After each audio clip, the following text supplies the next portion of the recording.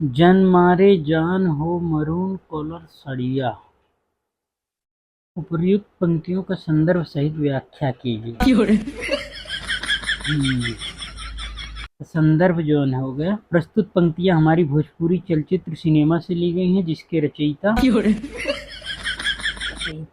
नहीं मालूम बा, गायक के नाम डाल दें का।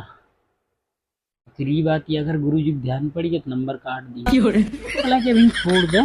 बाकी प्रसंग है जो होगा, कवि जी विशेष प्रकार की साड़ी से निकलने वाली हानिकारक किरणों की बात कर रहे हैं।